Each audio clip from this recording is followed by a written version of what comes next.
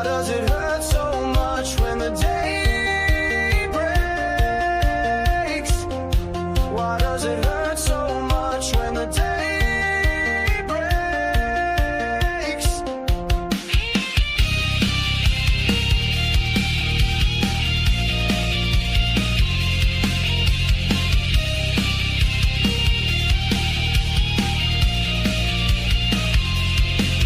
It's the Cornbread Man Morning Show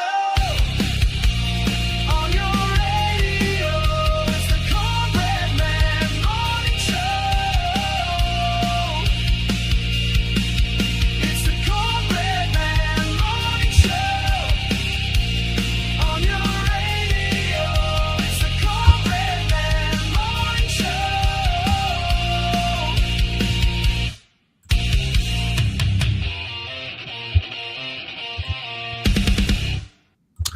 All right, we are live, and sorry for last night. We had issues with the stream for various reasons. We lost power. We had a slow pull up, and then it just got busy. I wasn't able to get back on. So never fear.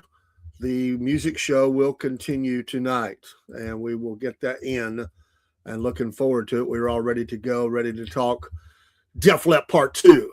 And we're going to get that tonight. Sorry for that. For those that were tuning in for that, we had several, and we will get her in tonight. And we'll get history in too. We'll get Wolf Nation in. We'll get it all in. We're looking forward to a good night, afternoon, evening of streaming. Welcome to your Thursday, December the 11th. Wow. Getting close, couple of weeks till Christmas. Things are progressing very nicely. The season is in full swing, and we hope that you are ready and able to see family. You know, I've seen a lot of people posting at this time of year. They're not in a great relationship with their family, and I don't know all the reasons. All I can see is what they put. I don't know the ins and outs and the who said and she said and they said, and there's a lot of dynamics that can come with that. But I will say off the top that if you are a believer in Jesus Christ and born again, you're not alone. I see these people say, I'm alone. I don't have anybody. He said he would never leave you nor forsake you, and he won't. And so, just know that there's a good church family. If you find a good church home, and yes, there are many of them, many of them. I know a lot of them. And they will be there for you and help you. Good morning, Watchman. A good church family will be there closer than your family a lot of times, even though you love your family.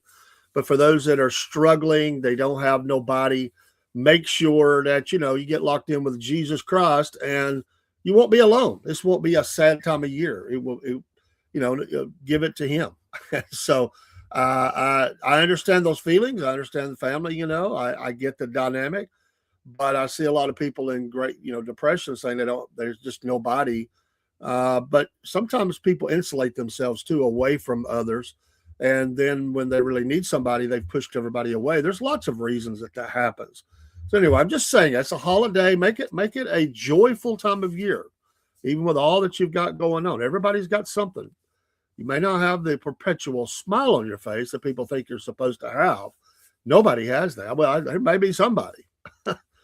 But you can have joy, and joy everlasting. As the Bible says, joy unspeakable.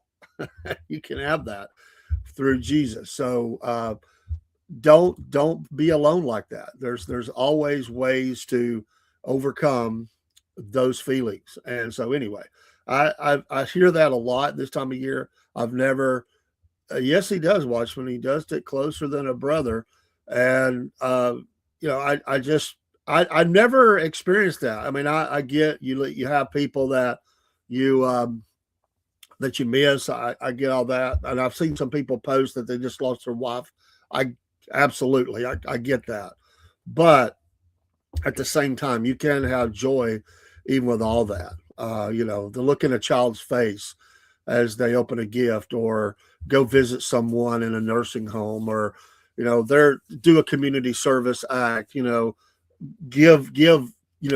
and help somebody, if you have the ability. If you don't, I understand, but to pray and to continue to pray. So anyway, we will move on, but I just want to say that everybody got something going on. I mean, as you get older, especially, there's a lot, you lose people. My wife's going through some health time, but she's got that fire, she's got that spirit, she's trying hard every day, and that's inspiring to me. And so when I was having all the problems last night, I just said, well, I'm going to spend it with my wife even more time. We just sit and watch. I did something very, some people would find very boring. Whenever with the crash in the studio, I just said, I watched Andy Griffith with her. We watched Barney. And good morning, John 640 over on Instagram. I watched Andy Griffith last night, and I didn't get to broadcast. I was aggravated about that. And I just, you just roll with the punches, like it'll be better tomorrow.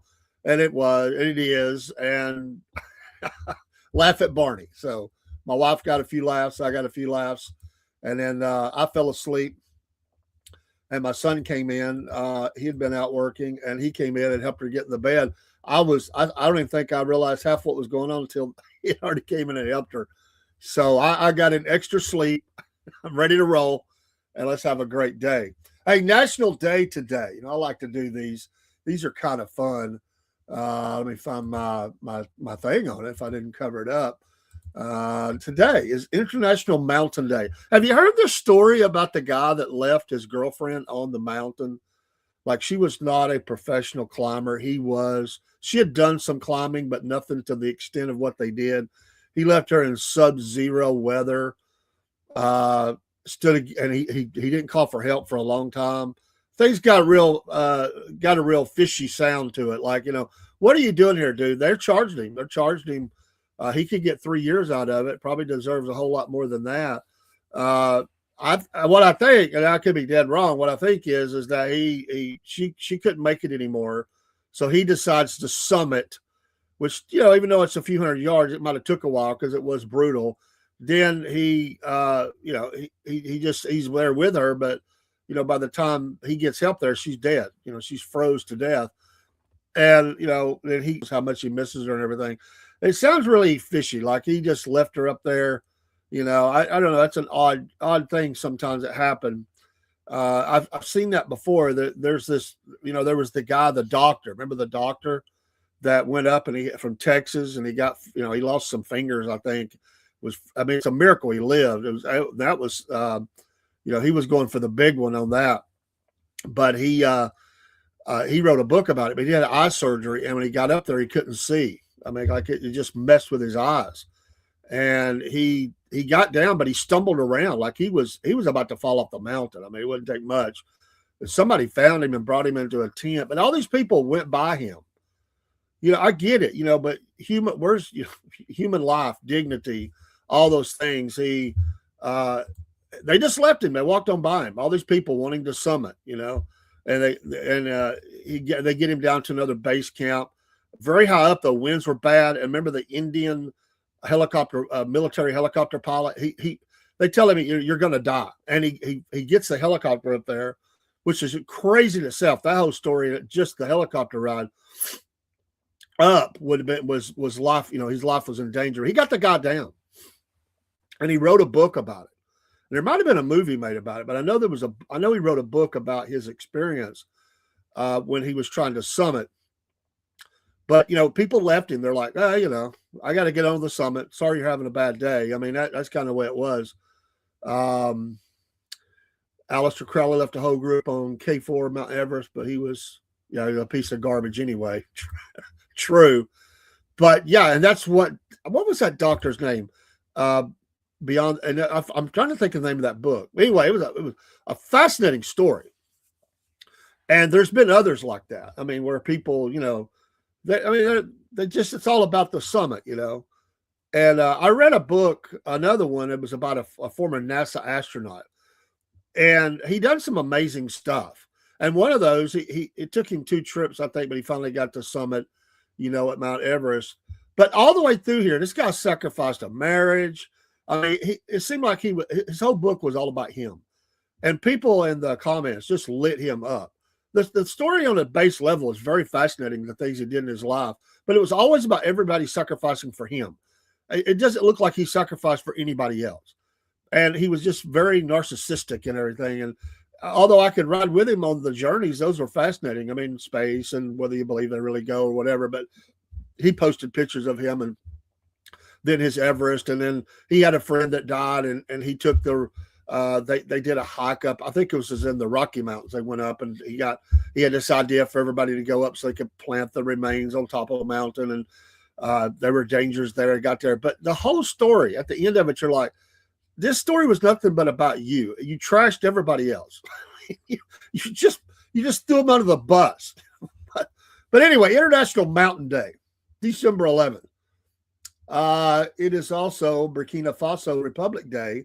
And the only reason I mention that is we have missionaries in Burkina Faso.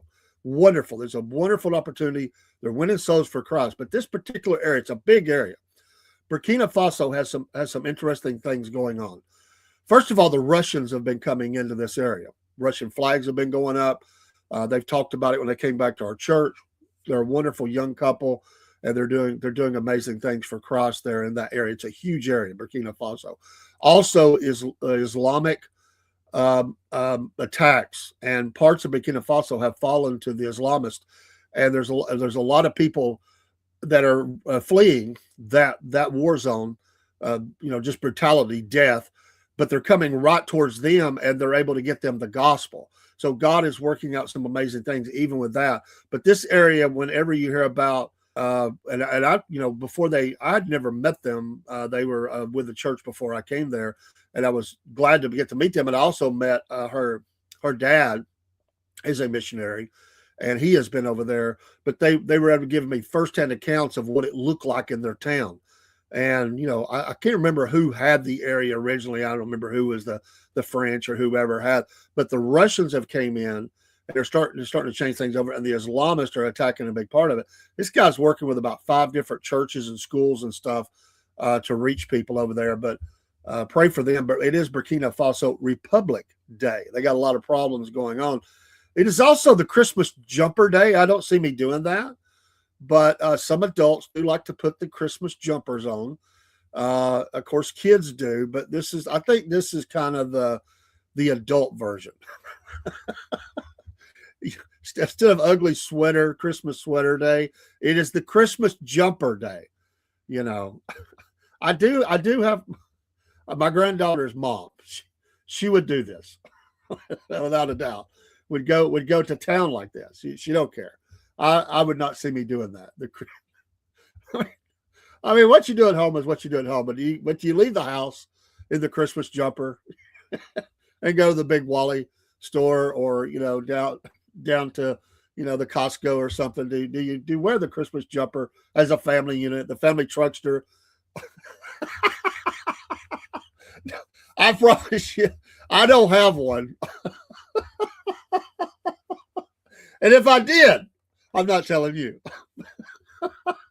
There would be no pictures.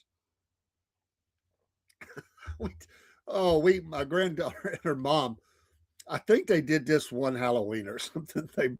And I carried them around. I was like, I can't believe this. I mean, they had this. It was not the ugly Christmas jumper, but it was the very ugly Halloween jumper.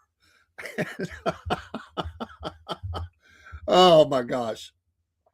It is also the holiday food drive for Needy Animals Day. So think of your animal shelters, rescues, things such as that, and make a donation. There's a guy that followed the show from Oregon. He noticed the cat that we had there in the Rome area, Rome, Georgia, not Italy, who needs adopting. He was talking about how pretty the cat. Well, it was a pretty cat. And he said if he was in the area, he would love to have it. But he's got 2 German Shepherds. But thanks for reaching out and noticing that. And we appreciate the watch. It's also National App Day. That would be a fun thing to look and see on a show one night. How many apps do you have on your phone? You probably have too many. You probably have apps you never use. We need National App Cleanup Day. Now, there's apps I've downloaded I thought might use, decided I didn't. And I haven't. When I need space, I do. I look for those. Like, what app goes on the block today? My phone has a lot of space, so I don't do it much. But how many apps do you have? Page after page after page of apps on your phone. It's a wonderful thing to have all these apps to do all this stuff. The problem is you can't keep them on your phone anyway. There's an app. There's tens of thousands, millions of apps. I don't know how many. Everybody gets one. Hey, one day for the podcast, we may have an app. Who knows? But it is National App Day. It is also, and I guess this is for a particular, because you have to clarify these things, because this is National John Day, but not that John. Just John. So if you are John, Jon, short for Jonathan, it is your day. I didn't know that we broke that down into days. So anyway, if that is you today, then have at it. Oh, is there a Dave Day? National Dave Day? I don't know. Hello, everyone. Hello, Bess. Good to see you again. Hope you have been well. Sorry for the mix-up on. We actually ended up with 2 Discord channels somehow. I don't know, because I'm an idiot, and I probably doubled up somehow. I don't know, but is there a National Dave Day? I don't know. I'd find that out one day. National Dave Day. This day in history. In 1816, Indiana joined the Union. Some might wish they had not. Nothing against you, Indiana folks. Is Indiana one of those states like Jersey that a lot of people like to pick on? Is that kind of how this goes?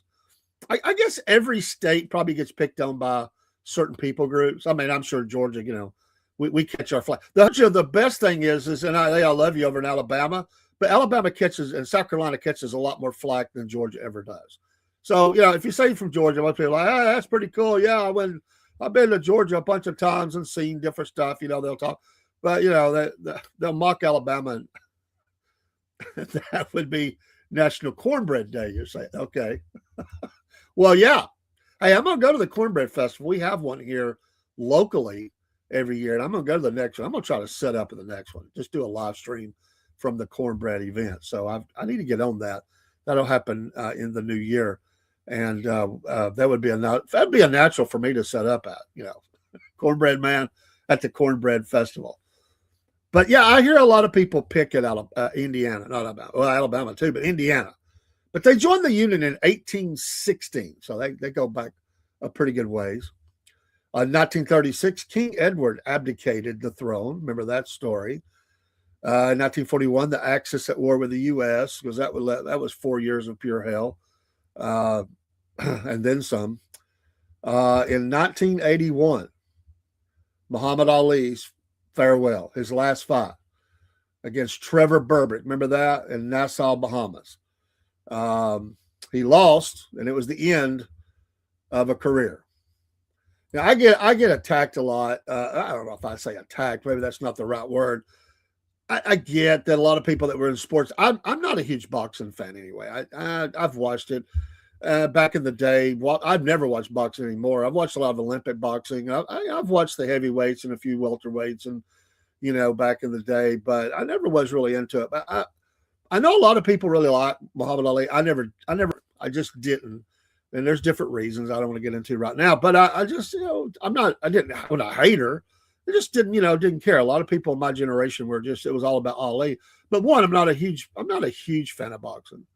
And number two, there was just some things there about him that, I didn't care. Foreman was the bad guy that became the good guy. I kind of liked him because he was a mean guy, but he, speaking of Foreman, George Foreman, but he became a good guy, and he made a heck of a lot of money with the George Foreman grill, which Hulk Hogan says was offered to him first. And he turned down because his wife at the time told him it was a joke. It wouldn't do nothing. It'd be embarrassing to his image. Well, I don't know if he could do anything to embarrass Hulk Hogan's image, but he should have done the deal because George Foreman made a buku of money and whoever was propping that up on him. So that's some of your national days today. There's only 365, including for birthdays. And so we have a lot of birthdays every day. And if it's your birthday, happy birthday. But you share a birthday. If it is your birthday today, you share a birthday with country singer Brenda Lee. That's not a bad association. She is 80 years old. Wow. She's one of those, she goes back to the old school. There's not a lot of them left, But Brenda Lee. It is also Nikki Sixx's birthday. It's a miracle he's alive. Kickstart my heart. How many times has this guy probably been near death? OD'd. He's 66 years old today. They're stronger than ever. John 5 has joined the band. I know some controversy, but their guitars couldn't tour anymore. But there's been some mouthing going back and on. It seems like that always happens. We'll cover the Motley Crue story in a future show on the music show. But Nikki Sixx and the band, they're going out on a massive, massive world tour, massive, and taking a couple of bands with them, and they're writing a new album. If you're into that sort of thing, they've got new music. Vince is doing better, singing better. John 5 is a bad boy on guitar. I mean, I never was, I didn't follow. I don't follow it like I used to, but I've seen some of his work. But that's the kind of guy that can play everything and not ever look at the guitar. He could be reading a novel and just shredding, as they say. He's a shredder. Have I heard of the new Guns N' Roses? No, I haven't. I have not. Nikki Sixx, 66. Jermaine Jackson, 70 years old today. 70 years old today. And let's see, Shane Gillis, the comedian, is 37 today. So you share a birthday with him. I thought I might have one more, maybe not. Let's see. Some of them I don't mention. See if there's anybody else worth mentioning. Terry Garr. Well, she of course passed in year. I always liked her as an actress. Terry Garr. It's her birthday as well. Happy birthday to all these folks, or the remembrance of their life, and happy birthday to you if it's your birthday. Most people don't like to have a birthday near Christmas because they say they get shorted on the birthday gift. They get a gift, but they don't. But it's all wrapped up in they short them either the Christmas to give the birthday or vice versa or whatever. So, they released 2 new leftover songs from Chinese Democracy with Slash and Duff playing on it. I did not know that. Oh, okay. I didn't know that. Every once in a blue moon, we are very far apart in most things. But every once in a while on Satellite Radio, I will catch the Duff McKagan show with his daughter. And they play music and talk about stuff. Well, that's a description. Here is your evaluation of that. They suck. But what is it? What is it show called? It's two something and I can't remember right now. I don't listen to it enough to remember that. But he does have stories, and that's one thing I'll give him. These guys have been around a long time. They have all these stories, and he's pretty good about playing new music, about the music and stuff. And it's worth a listen. You just have to get by some of the diatribe sometimes that he goes on. That's what happens in the entertainment world is, conservatives get ripped and shredded a lot of times, So if you can get past that, it's actually, I like the idea of the daddy-daughter dynamic and the music. I think that's pretty cool. So I can dig that. But I didn't know that was, I appreciate your giving us a review. Review is in and they suck. Oh my goodness. I forgot one. And, in 2008, he made off with billions. Bernie Madoff was, arrested on this date in 2008.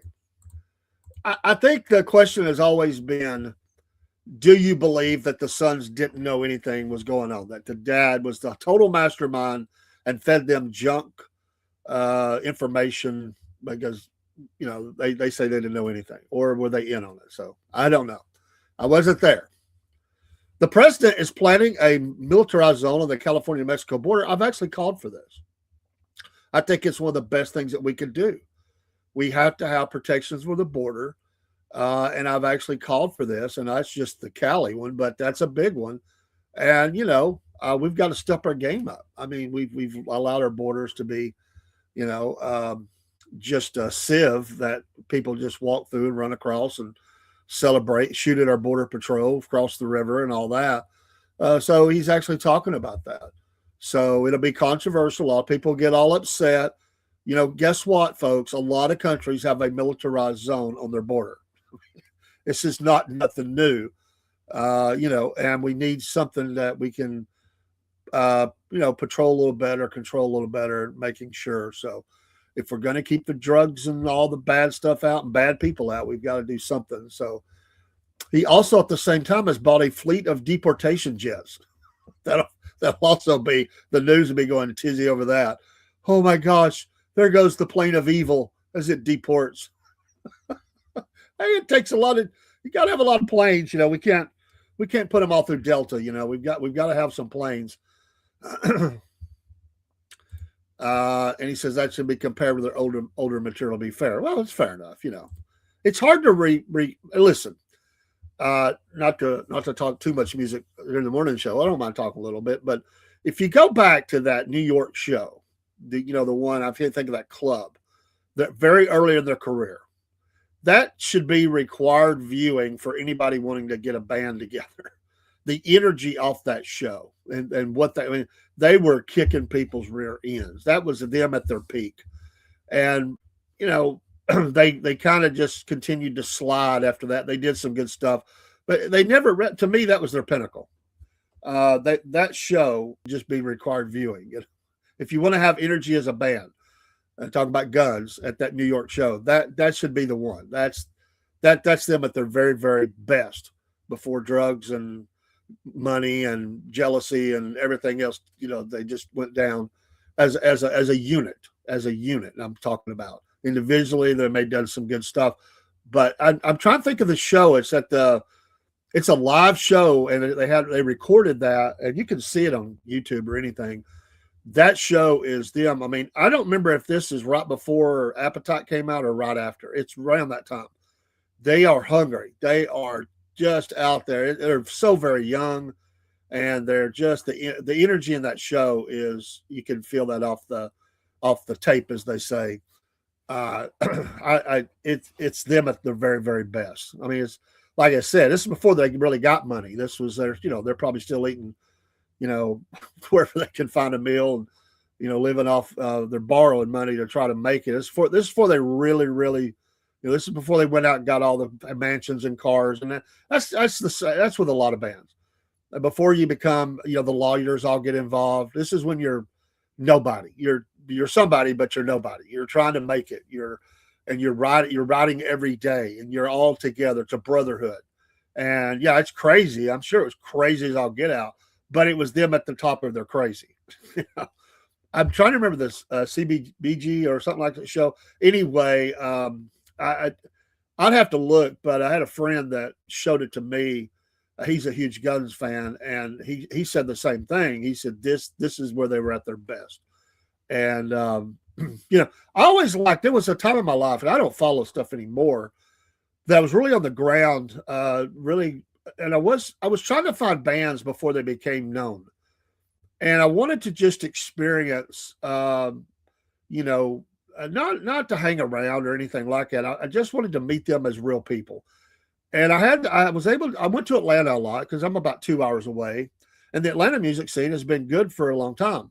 And around this time, which was the late 80s, right around, maybe it was late 80s, I was going down and getting involved in some groups and who were trying to make it, and was getting invited to practice, where they would have a practice session Just a few friends and stuff would be coming out, and they would be at some big warehouse somewhere, and they'd just be practicing up. I got invited to stuff like that. I'd go see them at clubs that they were going to be playing at, and I wanted to just meet somebody and follow back before they got into the jerks that they become once they forget everybody. Usually, who are you? I don't know you. I mean, for the gatekeepers, I'll get there. They're just real puppy. You walk up to them at a club, you have a conversation. They hand you a tape and say, "Hey, listen to this and tell me what you think." This is a latest demo of a song we're working on, or a whole album, or whatever. I was able to do that, and you don't have all the junk. They've got some fans, they've got some friends. It's usually friends, and they've picked up a few, and it's there's this little fine line right there. And I just wanted to meet people before all the egos got involved, and the Hollywood lights, as they say. And I just, and just really, it was all about the music. I wasn't trying to, say, "Hey, I knew these guys before." I wasn't even trying. It wasn't that. I just wanted to meet them but on the way up, and once they made it, say, those are guys that I knew, and they were really cool before. Now they don't know anybody. So that's what I like to do, because at that point they're appreciative of everything you do. You might be transporting one of them across town or something, give them a ride or something like that. And that's when it's cool. Later on, not so much. There are a few, as they say, friends that get the ride, but I wasn't interested. I'm a family man. I wasn't interested in any of that. I just wanted to meet people who had a common interest in, music that I like, and, meet them and kind of get that band feel early on, because I don't play in a band or anything, and see the process of how they evolved as a band very early on. And then, I would probably never see them again, which I didn't. I mean, there were some bands that made it, some that didn't, but that's what I like to do. It was just something that I didn't tell anybody. I just did it. I would just go down and I really worked that scene a lot as much as I could. And there were a lot of bands, and most don't make it. I mean, they break up, they just don't make it, whatever. And at some point, you just don't ever see them again, and that's what happens. But it's a magical time. I mean, it really is. It's just real people. Good morning, Jake. That's what I love about AC/DC. They arrive at their shows in pickup trucks. Angus said they laugh as they pass the fans arriving in stretch limos. Yes, and I would agree with that. Jake, how you doing, buddy? But yeah, very low key, not trying to be, not trying to be something other than just enjoying what they do, and not, and I get you got to have security. I will say this when, and I didn't meet him per se, and I've talked about this show. Yeah, White Snake is retiring. Well, at least Dave Coverdale. The rest of the band will not as White Snake, but they'll continue on. Reb Beach and the other guys. And I think the drummer, he's played forever and for everybody. He'll be playing when he's 100. What's that guy's name? I can't. He looked 100 when he was young, and he plays double bass. I can't think of his name right now. But when I met Ace Frehley, sort of kind of met him. He had that same look, like just a funny guy, down to earth, really engaged with his fans. Tommy Aldridge, yes, thank you. And then when you meet, and listen, I liked Kiss back in the day, and I've got nothing against Gene and Paul per se, but come on, they're pompous. They are, and they are. If you want to know how pompous Paul Stanley is, read his book. He'll tell you very clear just how pompous he is. He talks about everybody and everything. And he makes himself look like the king hero that rode into town and did everything. There's parts of his book I really like, but most of it is an egotistical journey, all about him. I mean, it's his book. I get it. But, dude, you don't have to trash everybody. You made yourself the hero. You did nothing wrong. But Gene Simmons has recently come out and said some things. He's gotten, they jumped on him about it because of some things that, he said that were, and he just died. I mean, they're like, one guy said, I always heard, we've always heard that Gene was a jerk. He just proved it, just leave it alone, dude. Just say pray for his family.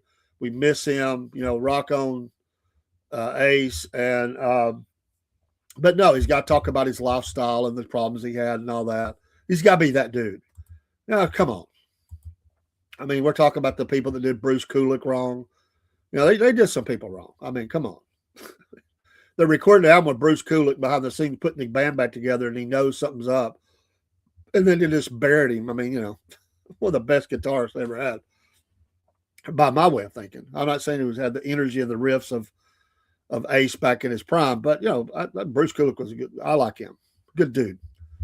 Just bad timing, but he gave what he had. Then that's what they do. They chew him up and spit him out. They did at least have him come back. But yeah, it's like Jake E. Lee, that story, Watchman. Yeah, Whitesnake, I mean, Coverdale, he just couldn't do it anymore. That last album was a stretch. It had some good tunes on it. I bought it. It had some good tunes on it. But the voice was, even with studio magic, it just wasn't the same. And he realized he just couldn't do that anymore. And he doesn't have to even try. I mean, why should he? Go enjoy your grandkids. He's got some wonderful grandkids. I saw one of them interview him one day. It was precious. I have nothing against him. I don't like the way he did the band back in the day, superstardom. But yeah, I mean, great guitars come through that band, and bass players and all. I mean, he put a lot of people on the map. And his videos with Tawny Katane were probably some of the most watched videos ever on MTV. Wouldn't you think? Still in the Knot, Here I Go Again, and others. I mean, I would say so. Yeah, Tommy Aldridge, what a guy. I mean, I don't say that. He's always looked older for his age. I mean, this guy goes he goes back. I mean, he played with Ozzy back in the heyday, He's played with everybody. I looked him up one day. The page that shows all the bands he's been in, you have to scroll the page down. This guy's played with everybody. He truly is the drummer for hire. You could be, as soon as Whitesnake's tour ended, somebody would be calling him up. He'd be going filling in. This guy lived on the road, man. I don't even know if he has a home. He's constantly out, and he still bringing it. I mean, I don't even know how old he is right now. He's got to be in his 60s, early 70s. He's got to be. But he has played with everybody. He's like one of those studio musicians, that's played with everybody. Watchman says, I love that interview with Gene and Paul as being super serious and asked what the costumes mean. And Ace described the parts. And he says, so what are you? Ace says, I'm the plumber, and laughs. Gene and Paul see. Yeah, they always felt like they together were smarter than everybody else. And then Paul likes to think that he is, way smarter than Gene, They're two very different people. I mean, they have respect for each other, but do they? 75. Wow. I knew it, man. And he's still playing. I don't know who he's playing with now that Whitesnake has been off the road for a bit, but I guarantee he's playing with somebody. This guy will die behind on the kit. He will. He'll just hit his last note and fall over. He'll go out a drummer. This guy, he will keep drumming. But he has played with everybody. Now that's a guy I'd like to read his book. That's a guy, I don't know if he's ever written one, but if he hasn't, he should. He's probably waiting until he can't physically do. And the fact that he's still banging at 75, I mean, a lot of drummers have had to give up. I mean, the damage to their, wrist and arms and hands, and they can't grip the sticks anymore and all that. I mean, the fact that he can still do that and it's pretty slamming. Salute to you, man. I mean, that's pretty amazing.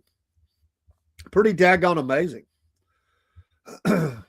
Look up recent Drummo YouTube video and Tommy Aldridge, and he kills it. Okay. We'll have to do that. Yeah, I mean, huge respect. And he's played with the greats, man. He has. He really has. What a career. I mean, absolute, what a career. I mean, he just shows up at major events too. Like it's not just who he's playing with, but like he's there when there's a lot of major stuff that went down in musical history. There's a couple of people like that, but he's one of them that stands out to me. I mean, and I think he just had this mentality of I'm always going to work. I'm not going to lay out. I'm going to work. I remember when Sorum for Guns, when he got the job with Guns, he was laying on his mama's couch. He needed a job. He was so glad to get it. Another guy just plays and plays and plays. Good morning, Broski. So the fact that he did that for so long, has done that, and is still doing that. Like I said, I mean, when you go back to the Randy Rhoads era with the Aussie, you find there, and I can't remember who he was before that.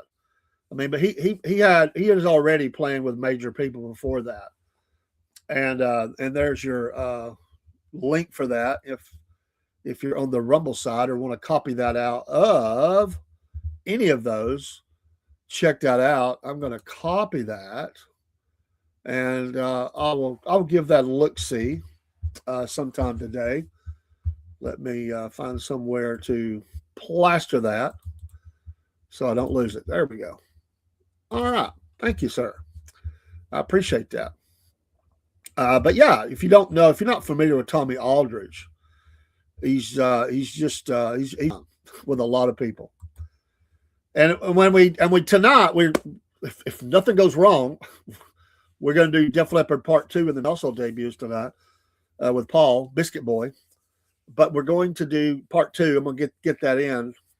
Look at some of these bands. He's played with Black Oak, Arkansas, Pat Travers Band, Ozzy, Gary Moore, Whitesnake, Ted Nugent, Thin Lizzy, Vinnie Moore, and Ingwe. I mean, look at the lineup. Iconic people. Iconic people. Amazing. And, like I said, he played with these great guitarists, and bass players and singers. Great guy. But he definitely has stayed out there, continued to find work. Hey, a good drummer's a good drummer, Drummers just do their thing, It's not like the lead singer, got the egos and stuff. Most drummers are, they're a different breed. They're back in the bag, just banging, clanging, They do their drum solo. They got the backbeat. They're not out front usually. He's a Southern man too. Where's he from, Watchman? Where's Tommy from? I know I've looked his story up before because I just think he's an interesting dude, but I don't remember where he's from. But it's good. Hey, you know what? Nothing against anybody else, but he gets a couple extra credits for being Southern. I love that. Hey, Southern is state of mind with Florida. You think? I think you're right. Seems like that stands out. Hey, that early, I mean, you go back, that North Florida music scene, tremendous. Think of all the people that come down and got part of that, even if they weren't from Florida. I mean, way back in the day, I mean, you think of Leonard Skinner, Tom Petty, Don Feldman. I mean, the list goes on and on and on of people that was in that North Florida rough. You want to talk about rough? There were tons of bars and places you could play. They were rough. It's the kind of place where there's blood on the floor every night. But they cut their teeth. A lot of those artists, and I'm just mentioning some of them. That was a very, very unique scene of music back in the day. I don't know if it's got anything going on with it today, but around that Jacksonville, Florida area, Gainesville, that thing was hot. There was a lot of famous. Oh, he was born in Mississippi. Great state of Mississippi there, Jake, just like you. But yeah, I'm the guy. He just has, he has these really long arms, plays a double bass. I mean, he just bashes, man. He just plays. I like his drumming. Yeah, I don't like every drummer. Some drummers have a bad style. There's some that have a really good groove. I always liked Phil Rudd in AC/DC. I'm mentioning him. I always liked his groove. He's not the most technical player. I don't need him to be. I'm not a drummer. I listen. I like Neil Peart as much as anybody, But I'm not looking for the pitch. There's a groove to it. I just want that drum beat to be, uh, and again, it's just for me. Um, he started his drumming in Florida. I'm sure he found a lot of work. But Phil Rudd, what's the guy, the original Guns drummer? I liked his. Nobody, Guns N' Roses does not sound the same with anybody else but him. That original sound. And by the way, he looks great today. I mean, he got bad on drugs. I mean, bad. Then he had a stroke. He looks better than any of the rest of them now. I mean, the guy's happy. Yeah. Phil Rudd. I mean, he's had some problems in his life. Meth got a hold of him at one point, and he's not a part of the tour or anything. He's not happy about that, but he was a part of the album they did. They brought him back together for Malcolm, and to do that one for Malcolm. But anyway, great groove. I like the way he plays. Always have. The live show they did in I think that was '80, right before Bond died, from Paris. And there's that. What song is it? It's "Walk All Over You." I love the video. I watched the start of that. They put the camera right on Phil Rudd as they get started in that song. Oh, I love it. Love it. But hey, if you can still be doing it at the, that's what Joe Elliott, and we're going to talk about, and I failed to follow up with that, but part two, definitely, we're going to pick up at Pyromania and go forward. And what I was going to say is, Mutt Lange has been with everybody. I mean, if you look at his list of bands that he's worked with, and killer albums, pretty crazy. I didn't tour because his wife's dealing with cancer. Yeah, those things happen. Didn't know that. Prayers for her. But I've said if you're still wanting to watch the classics, there's still many of them out there that are touring. You better catch them now because it's coming to an end. There's many of them just wins, and they're not going to be around much longer with us. They really aren't. But there are still a lot of iconic bands that are still playing. And what is I would, I've never went and seen the Trans-Siberian Orchestra around the Christmas time. I would like to see that. I like that stuff too. But there's a lot of good shows and stuff. This Friday night, we're hoping to go live from Ringo for a book signing. Another book, we did the Zenith Man with our lawyer friend, McCracken Poston Jr. Let me get the name in there. Great book, true story.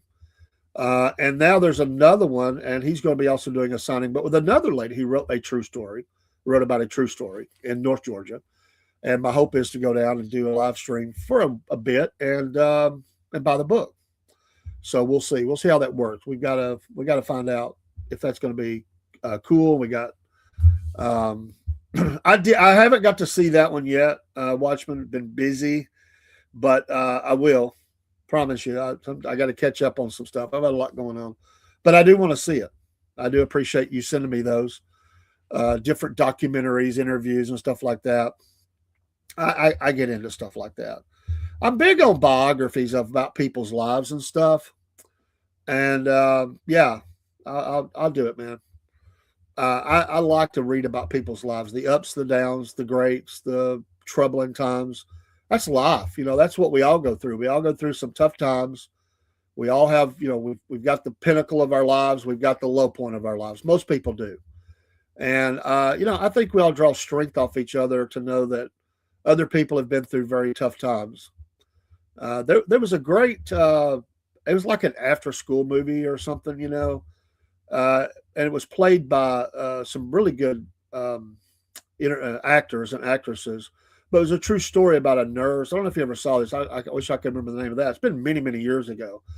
But it was a guy who was an addict, and he met a girl, and she didn't know how bad he was, and she married him. She was a nurse, and their life just went down in the toilet for drugs.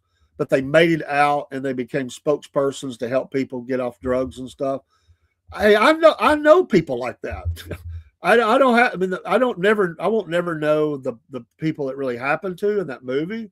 But I know people like that. I know people who got together and their lives went in the toilet for drug use, addiction. They both became addictions. They had a child or two, and they're in and out of jail and rehabs. I mean, that's a lot of what goes on in life. And I definitely Broski says that they're going to be in Greenville tomorrow and Charlotte on Saturday. Hey man, I don't God, what's his name? Y'all have to help me. I swear when I get on the show, I can't think of the name. The other guitarist in Whitesnake to bring everything full circle. These last minute Hoekstra, is that it? He plays in that still, right? If you remember, Watchman, you probably know. Uh, was it Joel Hoekstra? Is that his name? Played in Whitesnake for several years. He's always been involved with that, playing with them for that 35, 40 days or whatever it is that they play. They just play every day. But I think so. Deal would have fans come out and hang out at his castle in Cali. Super cool dude. Awesome. Maybe I'll ride the infamous Charlotte Light Rail to go see it on Saturday. That would be, yeah. Let us know if you do. Give us a review. Trans-Siberian Orchestra came from Sabotage. They were a great band. Okay. I love, it's more than that one song. They always play that one song on the radio during this time of year. It's in the Christmas mix, but they've got a lot of others. It's not just that. I mean, they really cool stuff. They go all over. I mean, this was a great idea. However they came up with that idea, great idea. Talk about a winner chicken dinner. That was a great idea. And they will be able to do this as long as they want. People, it's like a tradition now. People will go back and see them. They don't have to worry about the audiences. They will come out. I mean, and just that name, Trans-Siberian Orchestra, I mean, it kind of grabs your attention anyway. But I've never saw them live. I've seen videos and stuff. Saw them play on morning shows on TV, and I would like to go see them. I've never saw them, and I don't go out shows really ever anymore. But I think this one I'd make an exception for. Absolutely. To go to church plays, singing, caroling, all that stuff. You just take in the scene. There's a lot going on, a lot of outdoor stuff. It's cold. You get some hot chocolate or something or coffee, and you get your gloves on and go. John and Chris Oliva, brother started Sabotage after Chris died. John started. Okay. I didn't know that. I did not know that. And I'm not really familiar with the band either. I've heard of them, but that's just one of the areas I wasn't involved with. God bless all of you on Instagram. Nice lineup coming in this morning. We appreciate you stopping by. Merry Christmas to you. Hope you have a happy New Year. Give us a like and a follow and all that good stuff, as we say. I'm the Cornbread Man. If it's your first time in the show, we have many names going under. Behind me, you'll see the Wolf Nation going to debut tonight. That's all about outdoor activities. Me and the Biscuit Boy. I'm known as the Cornbread Man, the Biscuit Boy. We're going to continue. We're going to be talking about a lot of things outdoors, and whatever your adventure is. But we're going to talk about absolutely hiking the Appalachian Trail. We're going to talk about water sports, horse. Paul was going to finish the second part of his story about riding horses down in the Caribbean in the ocean. We will go back and revisit the first part of that story, which cracked me up, and then the second part, which we haven't talked about yet. But him and his wife, wonderful, beautiful wife and grandkids, they go on these outdoor adventures often. I'm going to do some. Check out the album Hail of the Mountain King. Seemed like I might have heard some of that, man. But I will. I'll check it out. Hall of the Mountain King. Yes, Mannheim Steamroller is cool too. Check them out if you haven't. It's another new age rock Christmas music group. They've been around since the 70s. And yes, you are correct. Let us not forget them because they're very well known as well. Been around longer. And they've got some really good stuff too. I went to one time, I used to go, and I wish that she was still there. Bless her heart, but I was a lady activities director for an assisted living home down in Atlanta. Very nice, upscale assisted living home. And I used to get invited down for Christmas Eve to do a service, and I would do the preaching. And one year they had a choir come in. I want to tell you, they rocked it. I'll tell you what, that's the best Christmas Eve for music I ever had. And they just a cappella, man. They didn't have no music. They didn't need it. Just voices. Oh, man, it was hard to follow that act up. I'm glad I had God's word because I couldn't have done it. But they were amazing. My son still talks about that. He went with us. He would always travel with us, my oldest son. And he was like, wow, Dad, It was great. Like, talking about some old people rocking down.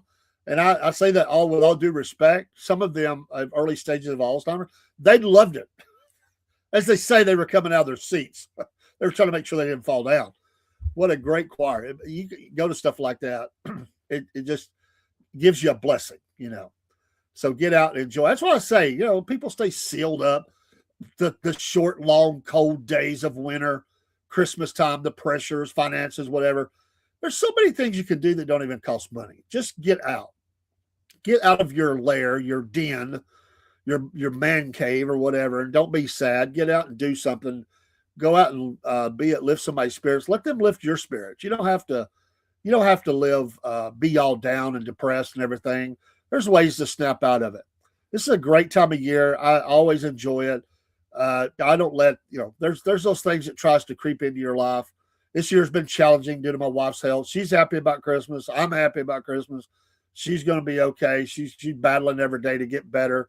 And, my wife is working on simply saying, I love you. She can't say it, but she's getting better. And I get to hear her practice as she tells me, I love you. So she's got the I and part of love out really good now. And then she's got to get you. And she's working. That's the phrase she's working on to get her speech back. And sing it, speak it, shout it, whatever. And she's not giving up. She says, I wish I could be back to who I was. And I understand that. And sometimes life gives us a hard turn, right? A hard curve. You just got to be the best you can today. We all have changes that occur in our life, and just never lose the spirit, the fight, and keep going. And if you're here in America, we live in the greatest country. Even with all the knuckleheads here, we live in the greatest country. And don't let anybody steal your patriotism, your love for people and animals and your country and Jesus. Just don't let them steal it. There's the negative Nellies all around wherever you go, but there's also great people. I went to a drive-through last night. I was aggravated last night because there's a couple things. The whole night just got all twisted up and ripped. There's nothing major, but just aggravating. And I went down to the drive-through, and the lady at the window that brought my food. She was so kind. I thought that's letting your light shine. I mean, just so kind. Gave me the big smile. Was wishing me a Merry Christmas, telling me, I hope she hoped I had a great night, and just lifted my spirits. I drove off, and I'm thinking, I needed that. I needed that. I really did. God gave me a blessing through her. I'm gonna have to go back and tell her, because I didn't really. I mean, I thanked her and everything, but I was thinking, I need to go back. I need to get her name, and I need to brag on her. They work hard, and they deal with a bunch of knuckleheads pulling up the window, and then they, and I wasn't having the best night for me, and I wouldn't say I was on my game, but I was listening to something on the radio, and then here's this lady with my bag, and she's smiling, and I mean, you just have to be there. It was great. Fun fact: not one is paid to be. Oh, okay. They do it for free. The money is to stay out of trouble on our off time. Okay. On the roadies get paid. I did not know that. That's cool. That's cool. And hey, apparently once they do it, it's like they love it and they want to be a part of it, every time. But that's cool. Yeah, money, it just starts it messes people up, I mean, I'll say this, and I'll get off of here because I got to go take the kiddos to school and get the wife up and everything, get on to work. But you know what? This scene will always be forever burned in my mind. To me, it describes perfectly how you become stupid once you become successful. In coming up on the near the 1984 album with Van Halen, the great Van Halen. They go to Michael Anthony's, the great bass backup singer and all that. He didn't write a lot, but up until that point, they spread the graft all equally. But anyway, they go to tell him, we're going to take more of the money because we write. Okay, I get it, blah, blah, blah. He never cried about it. He never whined about it. He just said, okay. But here's this guy, Dave Lee Roth's on the floor crying. Dave Lee Roth, Mr. Macho, is on the floor crying. And the Van Halen brothers sitting there going, you don't write. I mean, we deserve more of it. And Michael Anthony just sitting there like, okay, whatever, rock and roll. That scene, as out of a book I read, It just to me describes how stupid everything gets once the money gets involved. It just divides. What was friends, what started out as, hey, let's start a band. It becomes that. The lawyers, the fight, the jealousy, everything. It's all about. And then once that happens, it's never going to be the same. Never. You can't get it back. You can't. And for his part, Michael Anthony he was never a problem in the band. Never. Everybody else at times were the problem. Michael Anthony was never the problem. And he always got treated kind of crappy. And to the point that one day they pulled his image and everything off their website and for 24 hours until the fans said, if you don't put him back up, we're done with you. And they put him back up.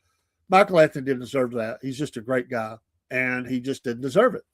But that's what happens. To me, that's what happens when success comes. That's the scene I think of.